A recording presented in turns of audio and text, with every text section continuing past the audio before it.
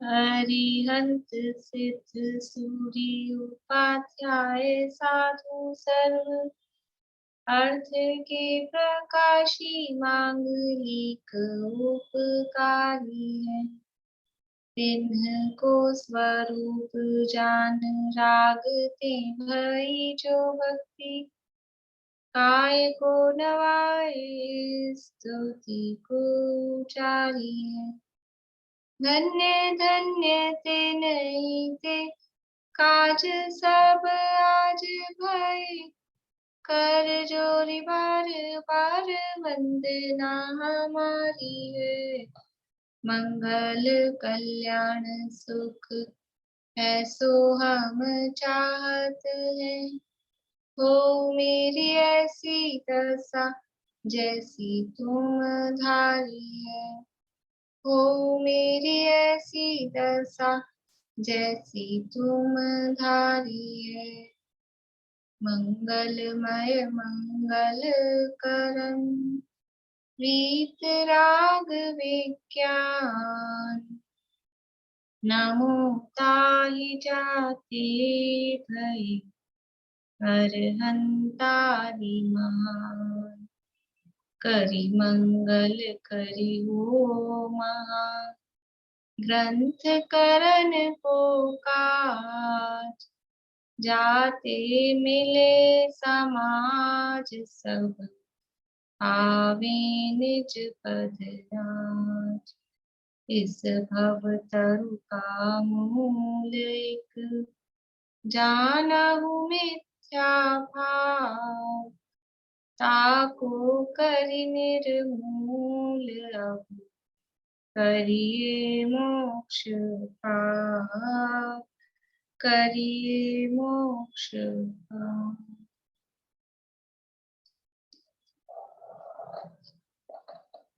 Question शास्त्र ना देखे होंगे, बाद में करें। द्रव्य अनुयोग में दोष कल्पना का निराकरण ये विषय अपना चल रहा था। 8वां अधिकार है मोक्षण प्रकाशक। क्या दोष देता है द्रव्यानुयोग में? द्रव्यानुयोग में क्या दोष लगाते हैं कि द्रव्यानुयोग में एक तो व्रत संयम आदि का उसको हे बताया, उसका हीनपना बताया है, और दूसरा भोगों को निर्जा का कारण बताया है। यानी इन दो पॉइंट्स से लेके क्या कहना चाहता है कि द्रव्यानुयोग के स्वाध्याय से जीव स्वच्छंदी हो जाता है। ये मुद्दा है मेन। क्या कह रहा है वो कि द्रव्यानुयोग का स्वाध्याय नहीं करना चाहिए क्योंकि उसके स्वाध्याय से जीव स्वच्छंदी हो जाता है। और स्वच्छंदी होने का कारण क्या है कि व्रतशील संयम आदि को हे बताते हैं, भोगों को निर्जा बता का कारण कहते हैं, इसलिए जीव स्वच्छंद हो जाता है। तो उसके यहाँ जो दोष वो दे रहा है उसका निराकरण किया कि जैसे गधा मिश्री खाने से मर जाए, तो जो मनुष्य है वो तो मिश्री खाना नहीं छोड़ते हैं। कोई अच्छी चीज खाकर यदि किसी का मरण होता हो, किसी को कोई चीज नुकसान कर गई, वो उसको सही नहीं रही, तो हर व्यक्ति उस उत्तम वस्तु को खाना तो नहीं छोड़ेगा। उसी प्रकार विपरीत बुद्धि अध्यात्म ग्रंथ सुनकर स्वच्छंद हो जाए तो विवेकी तो अध्यात्म ग्रंथों का अभ्यास नहीं छोड़ेंगे। यानी ये सोच के, ये देख के कि कोई कोई उससे स्वच्छंद हो गया था तो इसलिए अपने को ये पढ़ना ही नहीं चाहिए, ऐसा करना उचित नहीं है। करते भी नहीं दुनिया में। कोई कभी कहीं से फिसल जाए, सड़क पे रोज आए दिन एक्सीडेंट होते हैं, तो क्या सड़क पे चलना छोड़ देते हैं? एरोप्लेन में इतने प्लेन क्रैश हो जाते हैं, ट्रेनों के एक्सीडेंट हो जाते हैं, बस कहीं खाई में गिर गई, कहीं गिर गई, रोज की घटनाएं आती है, तो क्या सफर करना छोड़ देते हैं? कोई बाथरूम में फिसल जाता है तो क्या बाथरूम में घुसना बंद कर देते हैं? क्या करते हैं? अभी तो जिसकी जैसी जो कोई होनहार हो, कुछ हो जाए, ऐसे कोई अध्यात्म ग्रंथ को पढ़कर सुनकर कोई फिसल गया तो ऐसा थोड़ी ना कि हर व्यक्ति फिसलेगा और उसको छोड़ दिया जाएगा उस काम को। और फिर जो अच्छा काम है जिसके कारण से मोक्ष प्रकट होने वाला है, उसको उसमें मतलब उस अनुयोग का या उस ग्रंथ का, उस शास्त्र का तो दोष है नहीं, उस व्यक्ति का ही दोष है या उसकी होनहारी ऐसी, ऐसा उसमें कह सकते हैं, उस जीव का ही दोष है। देखिए आगे 292 292 नंबर पेज है, नीचे से दूसरा पैराग्राफ। तथा यदि झूठे दोष की कल्पना करके अध्यात्म शास्त्रों को पढ़ने सुनने का निषेध करें तो मोक्ष मार्ग का मूल उपदेश तो वहां है। अब कोई ये दोष लगा दिया कि स्वच्छंद हो जाते हैं इससे, तो फिर पढ़ो सुनो ही मत, ये नहीं पढ़ना चाहिए, इसमें खतरा है स्वच्छंद होने का। तो मोक्ष मार्ग का मूल उपदेश तो उन्हीं में अध्यात्म ग्रंथों में। मूल उपदेश कहाँ है? मूल मतलब सीधा। यद्यपि चारों ही अनुयोगों में मोक्ष मार्ग का ही उपदेश है, कोई संसार मार्ग का उपदेश नहीं है, लेकिन डायरेक्टली मोक्ष मार्ग एक तो है वो परंपरा से, जैसे चरणानुयोग के उपदेश है वो परंपरा से मोक्ष के कारण बनते हैं। कर्णानुयोग के उपदेश है वो भी कुछ सीधे कुछ परंपरा से इस तरह से बनते हैं। प्रथमानुयोग भी परंपरा से कारण बनता है, लेकिन द्रव्यानुयोग का उपदेश है वो उसमें मूल उपदेश है मोक्ष मार्ग का। 6 द्रव्य 7 तत्व 9 पदार्थ 85 काय, उनका जो उपदेश है, भेद विज्ञान का जो उपदेश है, मोक्ष मार्ग का उपदेश है, वो सीधा कारण है मोक्ष मार्ग का। इसलिए मोक्ष मार्ग का मूल उपदेश तो वहां है, उसका निषेध करने से तो मोक्ष मार्ग का निषेध होता है। जैसे मेघ वर्षा होने पर बहुत से जीवों का कल्याण होता है। अब बारिश के दिन है, बारिश आती है, तो बारिश आना अच्छा है कि खराब? बारिश आना अच्छा मतलब सारी जो भी है परिस्थितियां फसल वगैरह के हिसाब से जो भी है, तो बारिश होती है तो फसल होती है, पानी आता है नदियों में, बांधों में। बारिश नहीं होती, सूखा पड़ जाता है, सबका जीवन अस्त व्यस्त हो जाता है, फसलें बिगड़ जाती है। तो मेघ वर्षा होने पर बहुत से जीवों का कल्याण होता है, लेकिन किसी को नुकसान होता हो। अब हमने उस दिन कोई काम किया हो, किसी ने कोई कभी कभी लोग ऐसे करते हैं, लोग सोते ऐसे ही बोलना चाहिए, सो सो के चेतते हैं कि अब बारिश के मौसम में कोई दाल धो के, अब भादवा आ रहा है ना, अब 10 लक्षण आएंगे, भादवा आ रहा है, तो अभी आप गेहूं धो के सुखा रहे हो कि अभी दाल धो के सुखा रहे हो, अब इस मौसम में सूखेगी क्या? तो वो आज हमने दाल धोई है तो हे भगवान आज बारिश नहीं आए, कि बारिश को गालियां दे बारिश आ जाए तो अभी तुम्हारा नुकसान हो रहा है, इसमें वो बारिश का क्या दोष है? ये तो उदाहरण है। बाकी समझ लो किसी को कुम्हार है, एक वो चलती है ना, माली चाहे बरसना धोबी चाहे धूप। अब धोबी क्या चाहता है कि धूप निकले, मैंने कपड़े धोए हैं वो कपड़े सूख जाए मेरे। और माली क्या चाहता है, बागवान जो वो करता है बागवानी की, बारिश आए तो अपने जो भी है पौधे वौधे वो अच्छे हो जाए। कुम्हार है, कुम्हार ने मटके घड़े बनाए हैं और अभी वो कच्चे हैं, सूखने हैं उनको, तो वो क्या सोचता है, बारिश नहीं आ जाए, बारिश नहीं आ जाए। ये तो पर्टिकुलर है, लेकिन सामान्य रूप से देखा जाएगा तो बारिश आना अच्छा है, हितकारी है, सबका भला होता है उससे। तो मेघ वर्षा होने पर बहुत से जीवों का कल्याण होता है, और किसी को उल्टा नुकसान हो तो उसकी मुख्यता करके मेघ का तो निषेध नहीं करना। किसी को बारिश से नुकसान हो जाता है तो ऐसा थोड़ी ना कि बारिश होनी ही नहीं चाहिए, दुनिया में बारिश होनी ही नहीं चाहिए, ऐसा तो नहीं कर सकते। उसी प्रकार सभा में अध्यात्म उपदेश होने पर बहुत से जीवों को मोक्ष मार्ग की प्राप्ति होती है। सभा में, सभा चल रही है और अध्यात्म का उपदेश दिया जा रहा है, तो क्या होता है, देना चाहिए कि नहीं देना चाहिए? कि देना चाहिए। बहुत 99% जीव तो सही ग्रहण करते हैं, उल्टा ग्रहण करने वाले तो एक आदि होते हैं। तो फिर वो सही उपदेश दें कि नहीं दें अध्यात्म का? कि उपदेश देना चाहिए, उससे बहुत जीवों को मोक्ष मार्ग की प्राप्ति होती है। परंतु कोई उल्टा पाप में प्रवर्ते तो उसकी मुख्यता करके अध्यात्म शास्त्रों का तो निषेध नहीं करना। कोई उल्टा लग हो गया, कोई अध्यात्म शास्त्रों को सुन के स्वच्छंद हो गया और वो पाप में लग गया, तो उसी को मुख्य करके बाकी जीवों का इतना भला हुआ, 100 में से 99 का भला हुआ और एक बिगड़ गया, तो वो एक बिगड़ गया उसको सामने रख के कि नहीं ये सब बिगड़ गया और बिगड़ जाते हैं इससे, तो इसलिए उपदेश नहीं देना चाहिए, ऐसा तो नहीं कर सकते।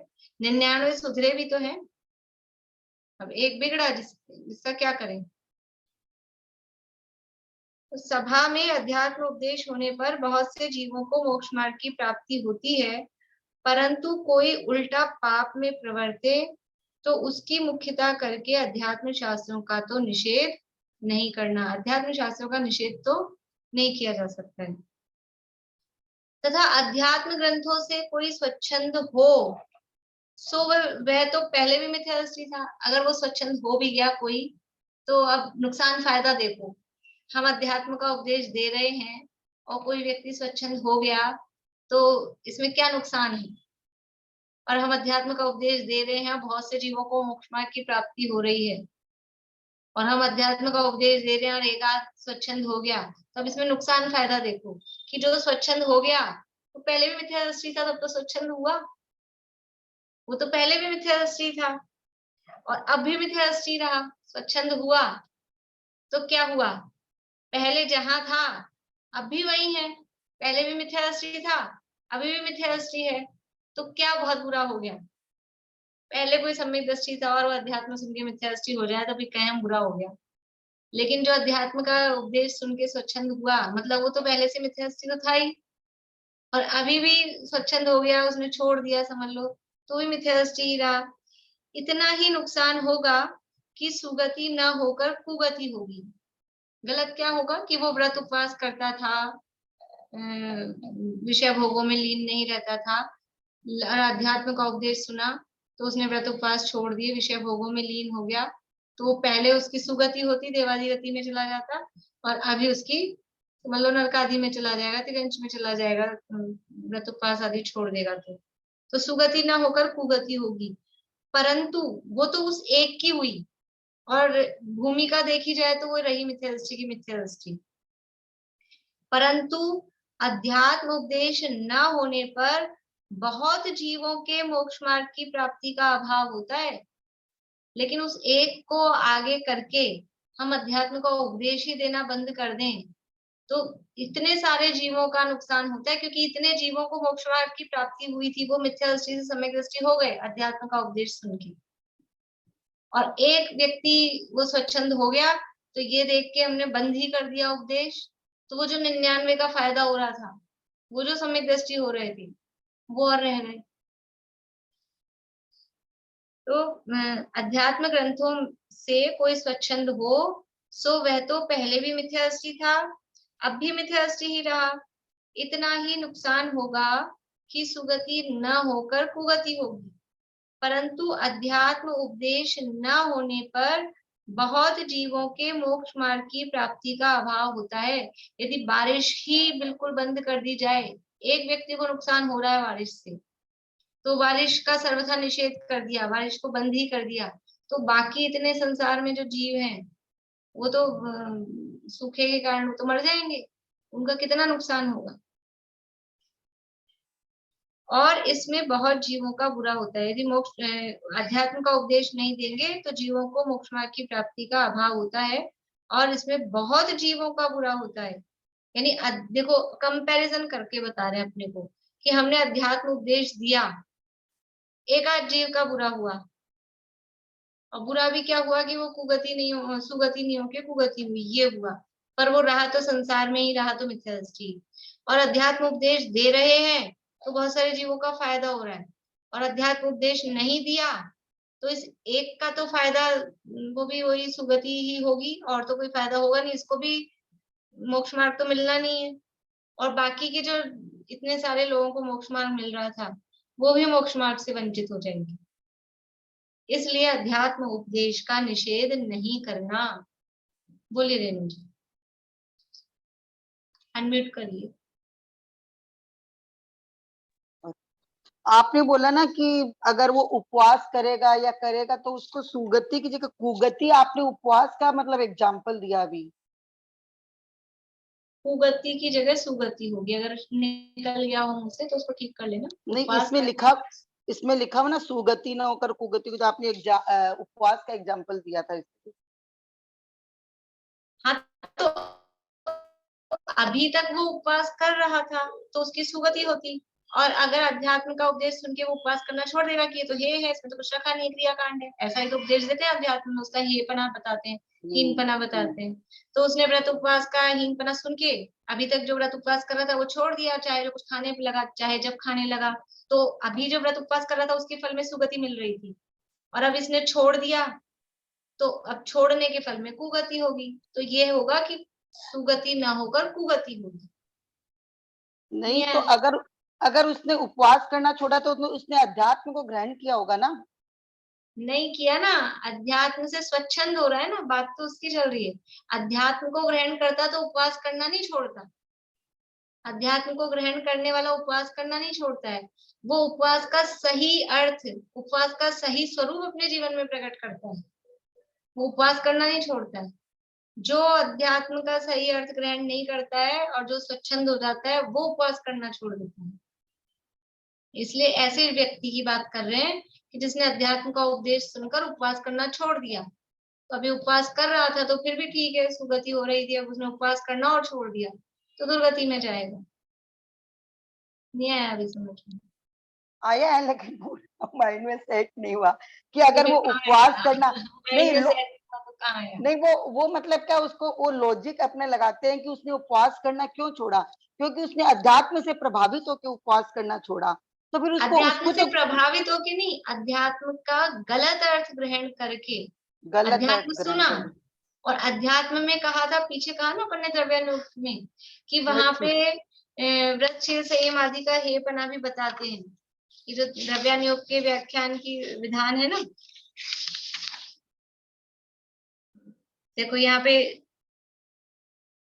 द्रव्यानुग में पेज नंबर 284 पे नीचे वाला पैराग्राफ, द्रव्यानुग में निश्चय अध्यात्म उपदेश की प्रधानता हो, वहां व्यवहार धर्म का भी निषेध करते हैं।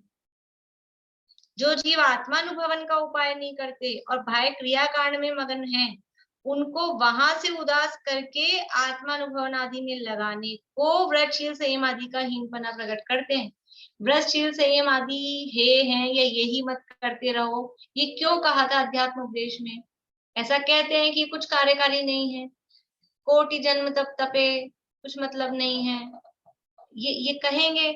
तो वो क्यों कहा था कि ये मत करो, आत्मानुभव का प्रयास करो, आत्मा में उपयोग लगाओ, इसके लिए कहा था। अब वो इतनी सुनता है कि व्रत आदि करने से कुछ मतलब नहीं है, तो ठीक है, व्रत आदि करना छोड़ दिया और फिर आत्मा में उपयोग लगाया नहीं, तो फिर क्या होगा? विषय भोगों में उपयोग लगेगा, वो तो अपने विषय हिसाब भोगों से में उपयोग लगेगा तो दुर्गति में जाएगा। अपनी सुविधा अनुसार जो उसको ग्रहण करना था किया, जो छोड़ना था छोड़ा। हाँ ये तो वो अध्यात्म से प्रभावित नहीं हुआ, बल्कि अध्यात्म का उसने गलत उपदेश ग्रहण किया। प्रभावित होता तो वो आत्मानुभव की तरफ जाता, प्रभाव तो ये होता, ये तो उल्टा ग्रहण किया उसने।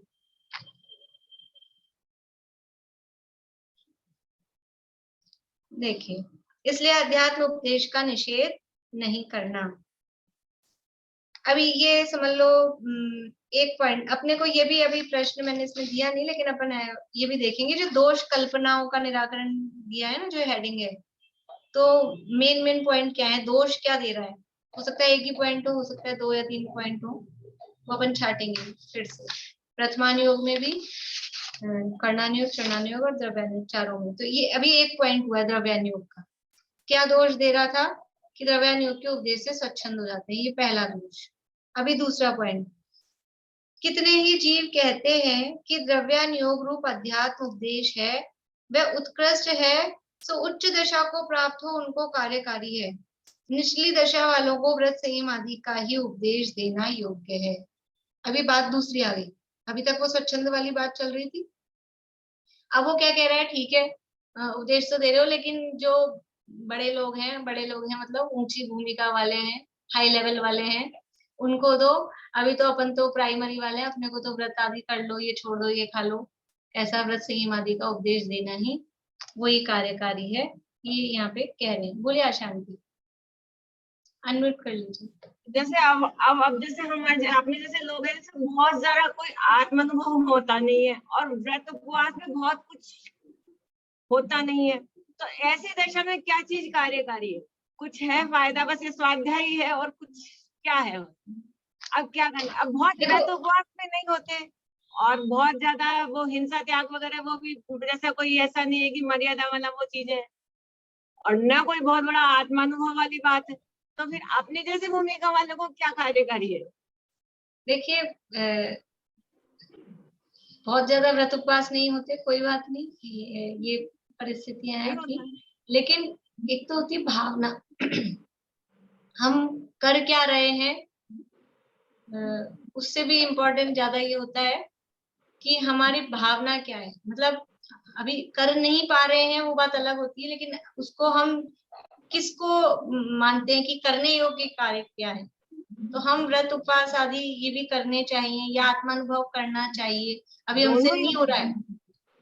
और जब हम ये मानेंगे ना कि ये करना चाहिए तो उसकी तरफ प्रयासरत रहते हैं, पुरुषार्थ उस दिशा में चलता है थोड़ा। और स्वाध्याय तो है अभी, इसीलिए मुख्य काम यही है कि स्वाध्याय करें, लेकिन स्वाध्याय करके भी आत्मानुभवन अपने को नहीं हो रहा है वो बात अलग है, लेकिन हम कर क्या रहे हैं उसके लिए। आत्मानुभव हमको नहीं हो रहा है ये तो कह रहे हैं अपन, लेकिन हम करने को कब बैठते हैं, हमने करने की कोशिश कब की है, जो हम ये कह रहे हैं कि ये तो हमको होता नहीं। हम करते तो दिन भर वही काम है, तो विकल्प आ जाते हैं ना, अगर बैठते हैं शांति तो इतने विकल्प आ जाते हैं। नहीं तो विकल्प कब आ रहा है कि अगर मतलब हम कभी हफ्ते 10 दिन महीना साल 2-4 महीने में एक बार बैठेंगे कि हफ्ते में एक आध बार बैठेंगे तो वो आएंगे ही। अभ्यास चाहिए ना हर चीज का। देखो अपन समझ लो मालपुए गुलाब जामुन ये कितनी बार कब बनाते हैं, महीने 2-4 महीने में एक आध बार बनाते हैं। और रोटी और चाय की तो दिन भर बार बार में ही चलती है। तो वो अपने कैसे अभ्यास में है, और वो जो चीजें अभ्यास में नहीं है तो कभी बिगड़ जाती है। बहुत दिनों हो गए बनाए ही नहीं, कभी बनाए थे 6 महीने पहले और फिर अब बनाए नहीं 6 महीने तक, तो वो बनती नहीं है फिर। तो ऐसे ही हम वास्तव में आत्मानुभव, यद्यपि ये बात सही है कि सारे दिन तो आत्मानुभव जिनको होता है वो भी सारे दिन आत्मा में तो रहते नहीं है, ये तो पीछे करना नहीं होके उसमें भी कहा था। लेकिन जैसे ध्यान करने बैठते हैं तो जैसे प्रतिमा जी को ध्यान आ जाता है, कोई और चीज का ध्यान आ जाता है, लेकिन आत्मा वाली बात का ध्यान नहीं आता है। ये जैसे रूपस्थियों पढ़े थे वो सब आ जाते हैं, प्रतिमा ध्यान आ जाएगी, उसी के आश्रय से, उसी का समझ लो क्या बोलना चाहिए, वो रस्सी पकड़कर उसी के आधार से हम वहां पर भी पहुंचने का प्रयास करें, मतलब निर्विकल्प होने का प्रयास करें। हम बैठे तो हमको ये लगे तो कि हमको आत्मानुभव करना है, मतलब करने के विकल्प से नहीं होगा, लेकिन कभी हम ऐसे होके बैठते कहाँ हैं 2 घड़ी भी, तो वो हम फिर कहें कि हमको नहीं हो रहा है और वो तो नहीं भी हो रहा है तो भी उसके लिए प्रयासरत रहें और फिर उसके बाद में स्वाध्याय आदि करें और यथा योग्य जितना जो कुछ भी व्रत नियम जैसे भी अपनी भूमिका के हिसाब से जो पालते हो वो पालें, यही करने योग्य है। और तो क्या कहें, और भावना भाएं कि हमारी हो मेरी ऐसी दशा जैसी तुम उधारी है, पंच परमेष्ठियों की जैसी दशा हुई है उसकी भावना भाएं, यानी जो हम कर रहे हैं वो गलत है, ये है, ये तो लगता तो ही अपने को आए अंदर ये तो अपने को हर समय ही लगता है, ये तो हर समय लगता ही। लेकिन मतलब हम जिस जगह पर हैं उससे आगे बढ़ने का प्रयास करें। हम ये नहीं सोचें कि इससे ज्यादा अपने से हो नहीं सकता है। चलो खाना पीना छोड़ना छाड़ना वो फिर भी एक रूप में पराधीन अपन उसको कह सकते हैं, लेकिन अपने आत्मा के अनुभव का प्रयास वो अपने ही हाथ में है, वो पूर्णतः स्वाधीन है, उसके लिए बाहर की कुछ नहीं करना है। अब ये अपनी कमजोरी है कि अपने को विकल्प आते हैं, तो उन विकल्पों को कैसे रोका जाए, किस तरह का विचार चिंतन किया जाए। तो जब तक अपने ये शुभ उन विकल्पों के निषेध के लिए, अभी तो अशुभ विकल्प आते हैं, तो अशुभ विकल्पों के निषेध के लिए पिंडस पदस रूपस रूपातीन मतलब समझ लो इस तरह के विकल्प में लगाया, और फिर इन विकल्पों से छूटकर भी अपने आत्मा का स्वरूप समझ में आना चाहिए। मैं हूँ कौन, ये जो जो कहा जाता है, मतलब जो उसके स्वरूप बताया जाता है कि अनंत गुण है, अमूर्तिक है, या कोई गाथाएं उनमें समझ लीजिए गाथाओं के आधार पर पढ़ते हैं, अरसम अरूपम अगंधम अवत्तम चेतना गुणम सिद्धम, यानी चैतन्य गुण में आत्मा अव्यक्त अरस अरूप है, जानो अलिंग ग्रहण से यह अनिर्दिष्ट अशब्द है। तो कुछ कुछ हमारे पास होना भी तो चाहिए ना। हम आत्मा का ही विचार नहीं कर पाते हैं क्योंकि हमारे पास में सामग्री ही नहीं विचार करने की। हम तो ऐसे बस आत्मा आत्मा बोलेंगे तो आत्मा आत्मा अंदर बोलने से आत्मा के स्वरूप के लिए आत्मा का स्वरूप कैसा है, तो कुछ ही अपने पास मैटर तो हो, सामग्री तो हो, फिर वो स्वरूप का विचार करते करते ये मैटर भी है कि हम ज्ञान कैसा है, ज्ञान चेतना सुप्त आत्मा, ये सब मैटर भी है, लेकिन उसके बाद में क्या चीज है वो कुछ नहीं समझ में आता, वो तो सब गड़बड़, बहुत सेटिंग प्रयास करने से ही होगा। इसमें कोई दूसरा कुछ कर रही है तो क्योंकि ये अपना अपना ही है इसमें, यानी जो गुरु हैं जो आचार्य हैं वो ऐसा शब्दों में स्वरूप बता सकते हैं, अनुभव तो खुद को ही करना पड़ेगा। वो जो निर्विकल्प होने का प्रयास है, शब्दों में जो भी बताया जाएगा वो सब तो विकल्पात्मक ही है। हाँ, वो तो है पता है, वो तो, लेकिन वो खुद को ही करना पड़ेगा। हाँ। खुद को ही उसका अभ्यास करना पड़ेगा। अध्यात्म ग्रंथों से कोई स्वच्छंदी हो तो वो तो पहले भी मिथ्यादृष्टि था, अब भी मिथ्यादृष्टि रहा। इतना ही नुकसान होगा कि सुगति न होकर कुगति होगी, परंतु अध्यात्म उपदेश न होने पर बहुत जीवों के मोक्ष मार्ग की प्राप्ति का अभाव होता है और इसमें बहुत जीवों का बहुत बुरा होता है। इसलिए अध्यात्म उपदेश का निषेध नहीं करना। ये तो हो गया था, नीचे आ गए थे। तथा कितने ही जीव कहते हैं कि द्रव्यानुयोग रूप अध्यात्म उपदेश है वह उत्कृष्ट है, सो उच्च दशा को प्राप्त हो उनको कार्यकारी है। यानी द्रव्यानुयोग का जो उपदेश है वो तो बहुत ऊंचा है, बहुत हाई लेवल का है, हाई फाई है, तो वो तो जो ऊंचे लोग हो, उच्च दशा को प्राप्त हो उनको कार्यकारी है। निचली दशा वालों को व्रत संयम आदि का ही उपदेश देना योग्य है।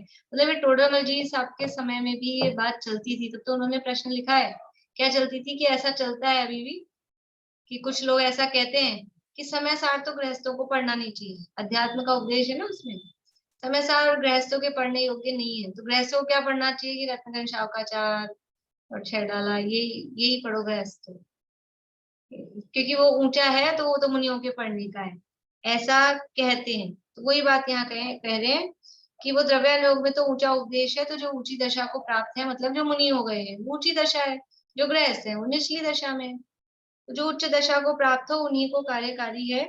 निचली दशा वालों को व्रत संयम आदि का ही उपदेश देना योग्य है। अभी जो ऊंची दशा में है उनको उन्हीं को अध्यात्म का उपदेश देंगे, तो उनकी दशा ऊंची हुई कैसे बिना अध्यात्म के उपदेश की। ये विचार करें कि ऊंची दशा वालों को ही अध्यात्म का उपदेश देना चाहिए, लेकिन वो ऊंची दशा की प्राप्ति वो होगी कैसे बिना अध्यात्म के उपदेश के, वो मुनि दशा आएगी कहाँ से, तीन कषाय चौकड़ी का अभाव होगा कैसे बिना अध्यात्म के उपदेश के। बोलिए भारती आंटी।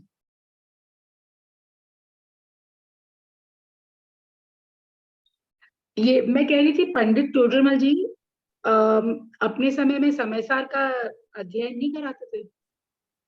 अध्ययन नहीं मतलब उनकी तो सभा लगती थी ना, रोज बहुत लोग आते थे, तो समयसार का अध्ययन नहीं होता था उनके समय? क्यों नहीं होता होगा? मतलब क्योंकि नहीं, अभी ये बात उस समय ये शंका कैसे हुई आपको? क्योंकि बोले ना समयसार कोई पढ़ना नहीं, सबको उठा कैसे जैसे उसकी ग्रंथ के जैसे पूजा जैसे करते हैं, हम लोग छूते नहीं है, ये सब था ना हम लोग के समय में, तो इस टाइप का ही था गुरुदेव के पहले। तो ये तो गुरुदेव के आने के बाद वो जैसे भी हो, लेकिन वो तो जब गोमट सार आदि का भी स्वाध्याय करते थे तो समय सार का क्यों नहीं करते होंगे? मतलब वो जो आप कह रहे हो शुद्धता वाली और ऐसी, तो वो तो समय सार के साथ भी ऐसे ही शुद्धता पूर्वक करते होंगे जैसा भी होगा। टोडरमल जी के समय में ही पंडित जयचंद जी छावड़ा हुए, उनसे छोटे थे एज में, पर जिससे समझ लीजिए अभी दादा वगैरह और हम हैं तो उनके समय में ही कहे जाएंगे ना, हम दादा के समय में हुए, दादा बड़े हैं हम छोटे हैं, तो ऐसे ही टोडरमल जी के समय में पंडित जयचंद जी छाबड़ा हुए और टोडामल जी से ही उन्होंने ज्ञान प्राप्त किया, शिक्षा प्राप्त की।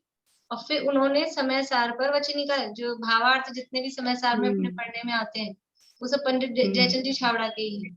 तो उन्होंने कहाँ से सीखा होगा, वो भाव कहाँ से सीखा होगा, वो टोडामल जी से तो पढ़े, तो वो चलाते होंगे ना सभा में। जनरल पब्लिक के लिए पूछ रही हूँ कि जनरल पब्लिक को उपदेश देते होंगे जनरल ना? पब्लिक की सभा में चलता होगा निश्चित रूप से, क्योंकि टोडामल जी साहब बड़े मंदिर में वहां प्रवचन करते ही थे और वहां सभा में मूल ये ग्रंथ समय सार इतने उदाहरण वगैरह भी इन्होंने दिए हैं। तो करना नियोग तो सभा में चलाने जाए ऐसा होता नहीं है। करना नियोग का तो व्यक्तिगत 2-4 लोग कुछ कर लो वही कर लो, द्रव्य नियोग सभा में चलाने जैसा होता है और चलाया ही होगा निश्चित रूप से। प्रथमा नियोग के तो कोई ऐसे टोडामल जी दिखते नहीं है विशेषज्ञ या कि प्रथमा नियोग चलाने वाले हैं, इसलिए निश्चित रूप से समय सार चलाया ही होगा। बोलिए मीना चाची।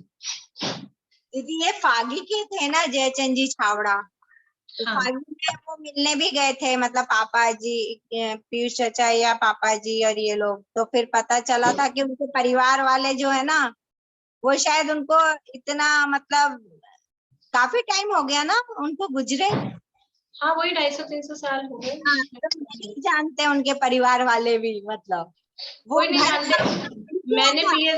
मैंने पीएचडी जयचंद जी छाबड़ा पे ही की है, तो मैं भी गई थी 2-4 जगह, कहीं पता लगा उनके ससुराल वाले हैं इधर दीवान जी की जो नशिया वगैरह ना, हॉस्पिटल वाला जो मंदिर है, हाँ हाँ किसी को पता ही नहीं है, नाम ही नहीं जानते। मतलब परिवार वाले भी ऐसे कि इतने बड़े मतलब क्या स्थिति होती है, बाद वाले लोगों को वैल्यू आती है, हाँ सामने जो कोई विद्वान है उनको वैल्यू ही नहीं कि हमारे परिवार में ये इतना बड़ा कोई ये विद्वान लोग थे, हाँ इतना बड़ा व्यक्ति। और ऐसी भी स्थितियां हैं ज्यादातर। जैसे टोडामल जी के पुत्र बहुत अच्छे विद्वान थे गुमानी राम जी, और ऐसे जयचंद जी छाबड़ा के भी जो बेटे थे नंदलाल जी, वो भी बहुत अच्छे टक्कर के बढ़िया विद्वान।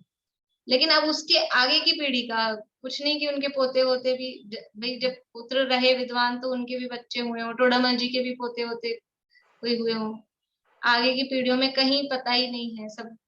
देखो ये तो इसी से कल एक स्मारक में एक बाबूजी आए हुए हैं बाहर से, वो मिले तो वो मुझे बोले कि आजकल तुम्हारी क्लास नहीं चलती है। मैंने कहा चलती है, ऑनलाइन ही चलती है। वो पहले आते रहते हैं तो वो देखते थे भी क्लास चलती थी। तो फिर बोले बच्चों की, मैंने कहा नहीं महिलाओं की। फिर वो मेरे से पूछे कि धर्म की जड़ क्या है। मैं समझी नहीं एकदम से क्या प्रश्न पूछा है, तो मैंने कहा सम्यक दर्शन। बोले नहीं, धर्म की जड़ है बच्चे, बच्चों से धर्म चलता है, बच्चों को पढ़ाओ। अब क्या करूं आप लोगों को बंद कर दूं? चालू कर दीजिए आप बच्चों की क्लास दीदी। हम तो खुद ही उनका बच्चे कहना हैं। है अगर बच्चों को हम नहीं पढ़ाएंगे, उसका निषेध नहीं है, हम भी पढ़ें सब, लेकिन वो बच्चों से आगे चलता है ना। अगर एक भी व्यक्ति ने अपने बच्चे को संस्कार मतलब वो आगे फॉरवर्ड नहीं हुआ तो वो खत्म है फिर।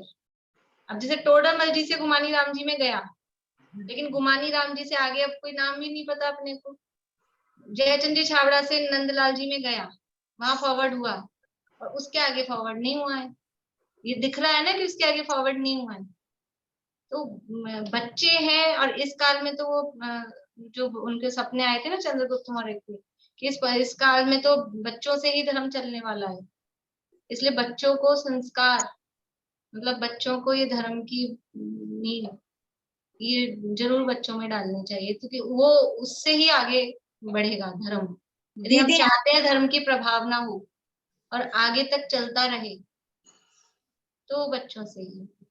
मैं क्या बोल रही हूँ दीदी, आप एक क्लास हमारी कम करके चाहे एक बच्चों की लेना चालू कर अरे दीजिए। और है ना, मतलब बच्चों की लेने के लिए कोई मैं ही थोड़ी ना हूँ, मैं ही नहीं थोड़ी ना हूँ, और बहुत लोग हैं बच्चों की चलती भी है। आपकी ऐसा नहीं है। सबकी अपनी अपनी वो होती है बच्चों को लिए। बच्चे अब जैसे वो संकित जी पढ़ाते हैं तो वो बच्चे उनसे बहुत खुश रहते हैं, उनकी अलग ही स्टाइल होती है। मैं नहीं पढ़ा पाऊंगी ऐसे बच्चे को बोलिए भारती आंटी। नहीं, मैं कहा स्वस्ति ले रही थी ना क्लास बच्चों की, वो बंद हो गई।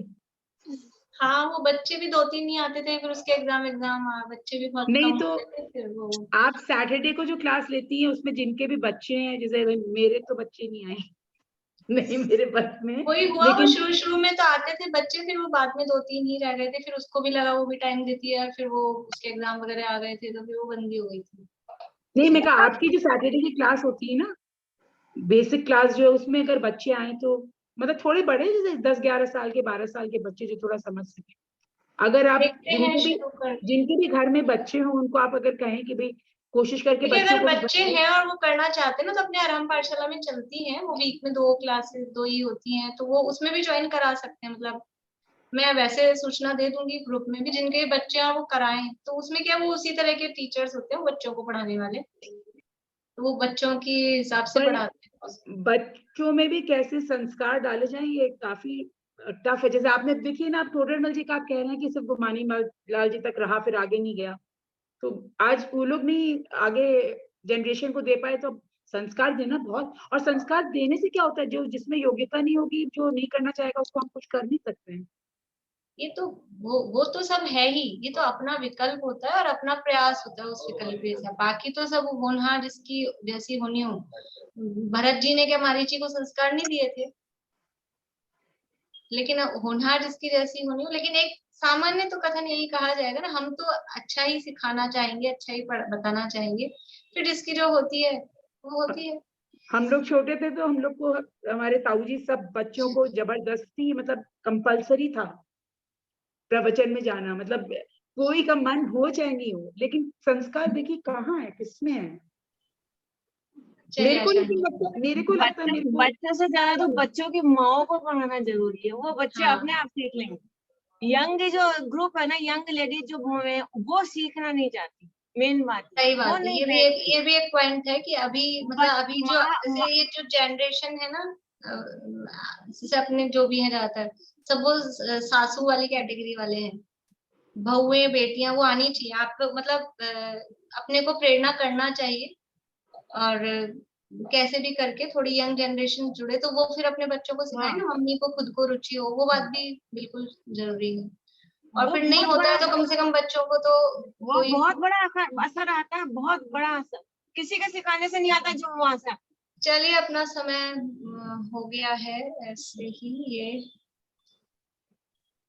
बात तो है इसमें विचार ये हम मतलब करना चाहिए, अपने को कोशिश करते रहना चाहिए, जो भी कोई हो अपने, लेकिन वो होता है अपन देखते हैं कोई अपन खुद अपनी बहू को नहीं कह पाते हैं, ऐसा होता है प्रैक्टिकली, ऐसा होता है जो खुद आ रही हैं वो अपनी बहू को नहीं कह पाती हैं, नहीं आते हैं, तो नहीं तो किसी भी तरह से जो भी कभी कोई ऐसा हो प्रसंग और किसी बहाने रुचि लग जाए, कोई विशेष जैसे संजीव जी के होते हैं उस बहाने रुचि, कोई ऐसा नहीं पर्टिकुलर यही है मैं ही पढ़ाऊं कि मेरी क्लास में आए, किसी भी तरह से उनको जिनके माध्यम से लग जाए, गेम के माध्यम, इसीलिए नाटक वगैरह जो भी चीजें होती है ये सब क्यों होती है इसमें नए, अभी जैसे वो जो 7 तत्व का हुआ था ज्यादातर सब नए लोगों को लिया था उसमें, क्योंकि वो इस बहाने पुराने तो हैं वो तो पक्के हैं, वो तो कहीं जाने वाले हैं नहीं, नयों को रुचि लग जाए इस बहाने से, थोड़ा आए मिले जुले फिर समझें, तो वो प्रयास रहता है, तो उस बहाने जोड़ें किसी को इस तरह की रुचि हो कैसे भी करके,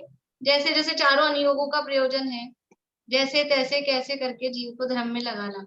तो आजकल ये समझ लो कोई गेम हो गए, नाटक हो गए, कभी पिकनिक के बहाने सही, लेकिन बस फिर वो उसी में अटक के ना रह जाए, वो और हमको थोड़ा सा ध्यान रखने वाली बात है। किसी को भी बोलना क्लास करो तो वो क्या बोलेंगे, मैं भक्तमर का पाठ रोज करती हूँ और 12 महीना पढ़ती हूँ, मतलब वो उसी को बस उसके अलावा कुछ सीखना ही नहीं है, उनको सीखना ही नहीं होता। इवन आप देखिए बड़े बड़े, मेरे से भी बड़े बड़े लोग 24 भगवान के नाम याद नहीं आते, बोले नमोकार आता है ना बहुत है, और वो संतुष्ट है तो उनको जरूरत ही नहीं है कुछ सीखने की। तो हम सिर्फ सीख रहे हैं कि हमारे धर्म में क्या है सच्ची, अभी तक तो हमारा यही उद्देश्य है कि हमारा धर्म को हम सीखे तो सही, फिर उसको आचरण में भी आ जाएगा, धीरे धीरे करके आ ही रहा है, थोड़ा थोड़ा सा करके। मैम हम लोग के समय भी हम लोग ऐसे ही करते थे, खाली भक्तामर जी, नमोकार, माला, उपवास, और उस समय इतना मतलब ये सब सुविधाएं भी नहीं थी ऑनलाइन या प्रवचन की, और प्रवचन ऐसे यही माइंड में सेट था कि बड़े लोग जाएंगे, जो मुनि महाराज, इसलिए माता अपने जी। को ये जो मिल हाँ, गया है ना अब हाँ वही मैं बोलना किसको चाह मिल रही रहा है हूँ। किसको नहीं मिल रहा है वो तो होनहार उसकी है, अपनी भावना होती है, सब सीखें पढ़ें, लेकिन हमको जो मिल गया है उसकी वैल्यू हमको समझनी चाहिए कि अभी तक अपन कहाँ थे और ये अपने को मिल गया, और कैसे ये मिलता नहीं है दुनिया में, सब उसी में रह जाते हैं, भक्तामल पढ़ के और पाठ करके, और आगे बढ़ी नहीं। मतलब असली धर्म है क्या, अभी तो वो भी अपने को समझ लो वहां तक अपन भी नहीं पहुंचे, लेकिन उसके प्रयास में लगे हैं। तो असली धर्म है क्या, धर्म कहते किसे हैं? खाली आज तक शुभ भाव को और बस इन क्रियाकांड को धर्म मान के बैठे। इसलिए अध्यात्म का उपदेश बहुत जरूरी है, क्योंकि दुनिया में क्रियाकांड और ये तो चलता है, मिलता है, सब उपदेश देने वाले मिल जाएंगे। अन्य मतों में भी है ये तो उपदेश, व्रत उपवास क्रियाकांड, वो भी उसको धर्म बोलना कहते चाहूंगी, प्रवचन की शैली भी बहुत चेंज होगी। पहले जो प्रवचन की शैली थी वो जो आप बोल रहे हो ना कि जैसे उच्च दशा को प्राप्त वाले, और अब एकदम एक नॉर्मल शैली भी, उसका भी एक बहुत फर्क पड़ता है। वो भी फर्क पड़ता है, क्योंकि यंग जनरेशन वो अपने हिसाब, मतलब हर व्यक्ति समझता है ना किसको कैसे पढ़ाना है। अभी बच्चों की क्लास लेनी है तो जो थोड़ा वो बच्चों जैसा होगा, वो उनकी लैंग्वेज, उनकी टोन, उनकी बातें, उदाहरण उन्हीं के तरह के मिलेंगे, और बड़े होते हैं उनको बड़ों की तरह के होते हैं। इसलिए वो फर्क पड़ता है समझाने वाले का भी। समय लेकिन का जो बहुत भी फर्क कुछ है पड़ा अभी है, अपने लिए बहुत कुछ बहुत अपने को उपलब्ध बहुत है। अच्छा अवसर मिला हुआ है, हमें तो इसको व्यर्थ नहीं गंवाना है। और मैं तो मेरा एक्सपीरियंस जानती हूँ, दूसरे लग जाए तो वो हमारी भावना है, बहुत अच्छी बात है। हम प्रयास करते हैं, हमें सबको प्रयास करते रहना चाहिए, कोई भी मिले करे तो कैसे भी करके, और जो भी विशेष प्रभावशाली है उनके बारे में उनको बताना चाहिए, कहना चाहिए। चलिए अभी समय हो गया है, इसको कल आगे बढ़ाएंगे अपन। कल आप लोग प्रश्न देख के आना कुछ एक दो, तो वो प्रश्न भी आगे करते जाएंगे। मैम आज बहुत दिन बाद क्लास ज्वाइन की हूँ। चलिए जिनवाणी की बात।